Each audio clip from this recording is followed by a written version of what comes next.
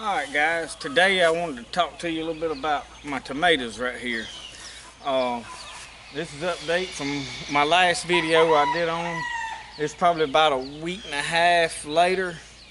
So they're growing really good. But what I wanted to point out is you see right here this straw that I've put around the bottom of them. Now what this exactly is where we had a patch down here in the woods that we planted for the deer. This is ryegrass mostly. There's probably a little bit of wheat mixed in with it. It's mostly ryegrass.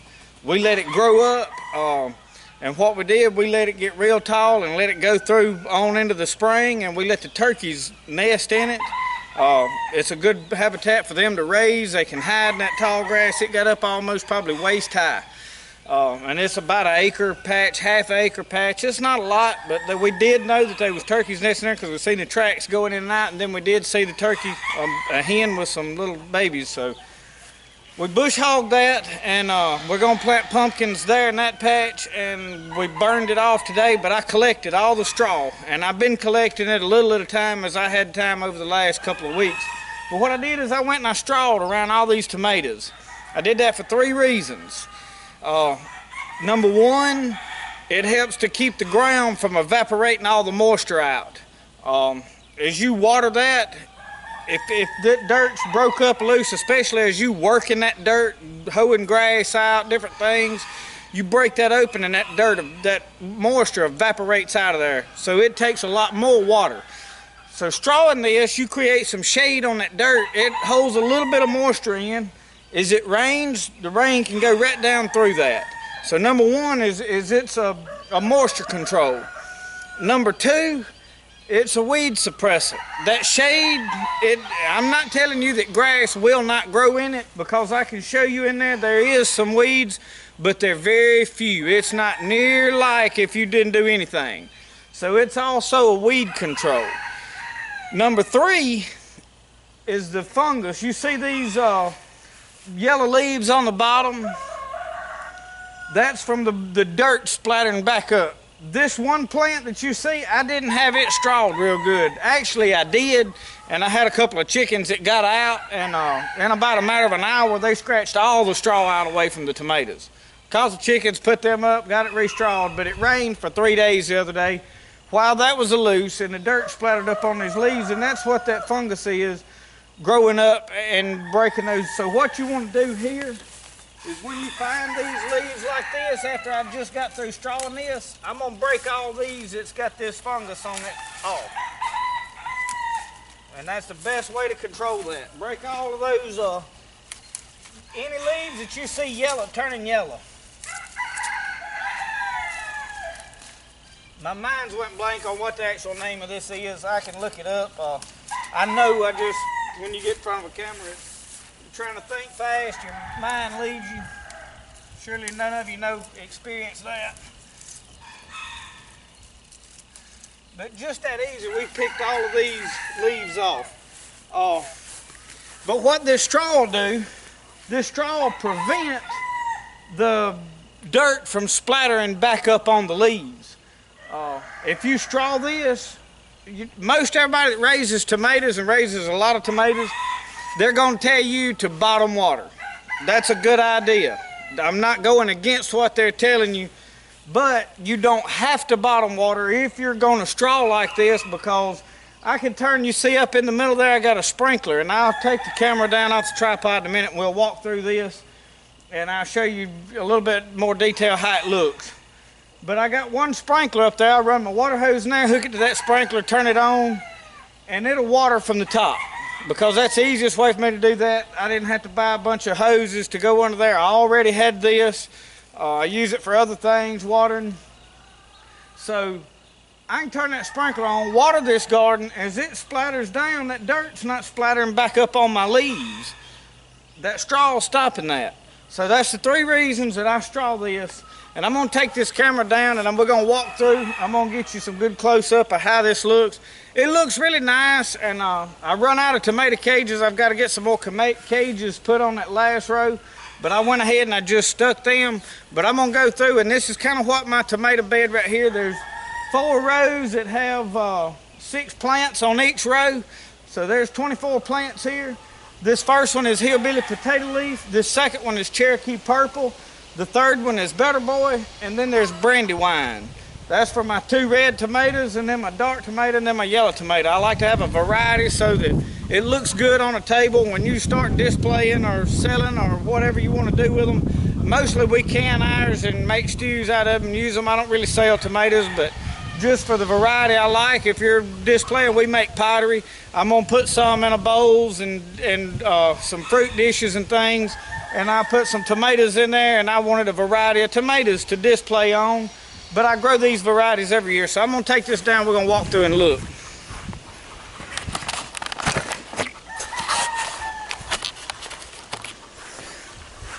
You can see right up that row. I'm gonna just go by where you can see up it, and then I'll walk down one.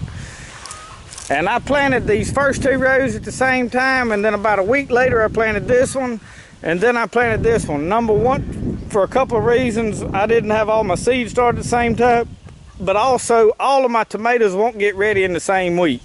They'll come in some stages. Now I will still be getting tomatoes. In fact, I know this hillbilly potato leaf, that'll produce tomatoes, it and that Cherokee purple, pretty much till frost if I take care of the plants.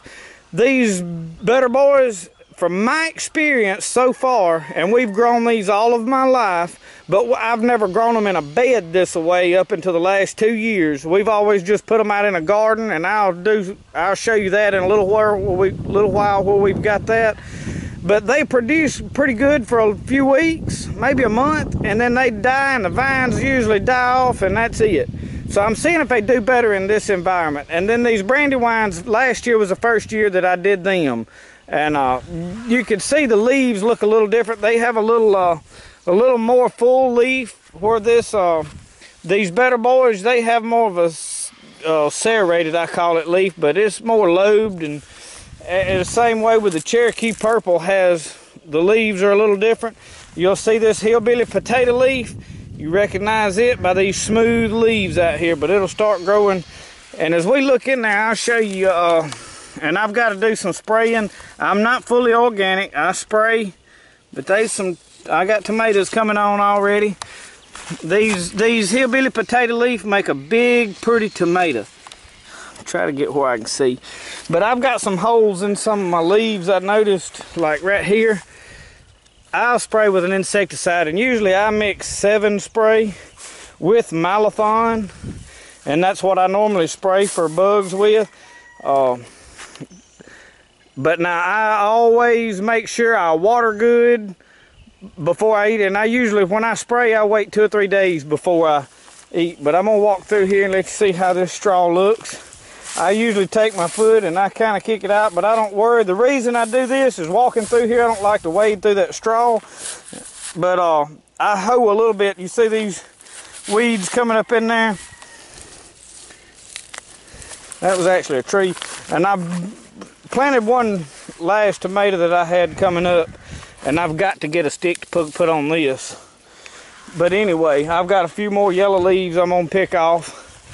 And you can see where they got in here. I need to pick all of this stuff like this, get all of that off. Get that out of there. Don't leave that stuff on there, because it'll just keep spreading through your tomato. And I have a spray for this, but I don't have a lot of this fungus in here.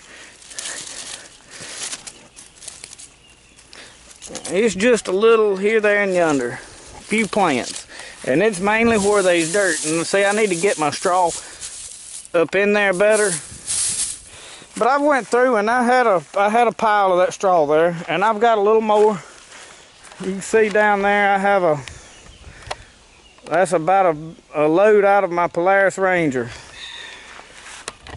But anyway, I'm gonna walk down here and show you this other garden. I'm currently watering it right now, where my peppers and other things, squash and stuff are. One more thing I'm gonna show you. I've got one right here in a bucket, and excuse all my junk in my shed. You've seen it before in some other videos, but a lot of resources. I reuse a lot of stuff. I hate to throw anything away, but what I was gonna tell you, this tomato right here, I've got one in this bucket. And then I'm gonna walk right around here and show you I've got one more. I do some experimenting. I had some strawberries growing in this freezer. I didn't like them, they didn't do so well. But you can see right here, I have this tomato growing right here. I'm doing some clay in there. That's processing some clay in that tub. But these, in my experience, never produce very big tomatoes. You have to water this in this bucket. It drains out so fast. Tomatoes never get very big. You can see there's a couple there. And it's got tomatoes on it. It will grow tomatoes in these containers. I am not telling you you can't grow tomatoes in there. And if you water plenty, you can probably do better than I'm doing. But I've failed to get very large tomatoes out of these containers. Alright, we start out. I've got squash. Long row. These are fairly young, but now they're already producing. And then I have a row of peppers. Then there's a whole row of tomatoes. And there's a whole row of my favorite Orient Express cucumbers. And hanging on these vines make them a lot easier to find and pick. Not to mention I can work this. You can see now I didn't plow right up real close to my vines because some of them were laid out. But I plowed yesterday with my tractor. I got between those. And I try to space my stuff that I'm staking out where I can go between it. Now I've failed to do that down here in my peas. But I got some onions these are multiplying onions. They came back up. And then I have another row of small tomatoes here. And then I've got some pumpkins started right there that just came up volunteer. But I'm going to plant some more pumpkins down that row. And maybe another row here.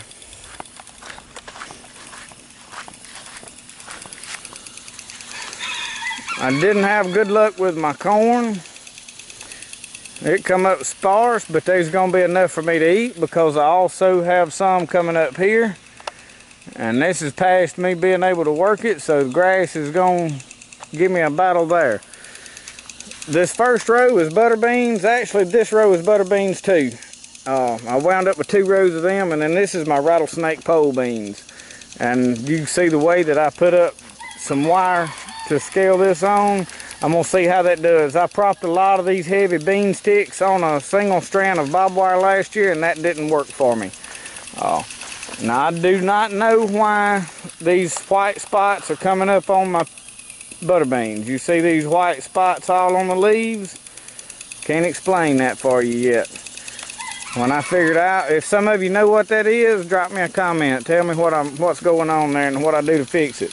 I don't know if it's either too much water the other day or if maybe I damaged them. Now, when I plowed, I could have broke some of the vines off. That could be part of my problem. I'm not sure.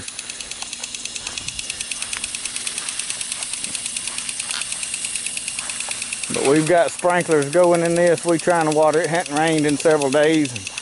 I'm trying to get a little water on some stuff. Make it grow. Well guys, thank you for watching my video, my garden update.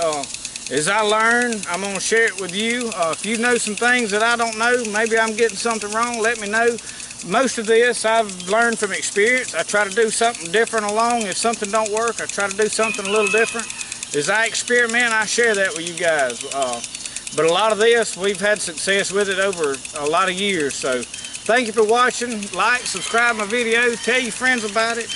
If there's anything that you'd like to see me add to these videos, anything you'd like to see me do a video on, let me know. I'd be glad to try it. Y'all have a good one. Remember, the best way to do things is the way you like to do it.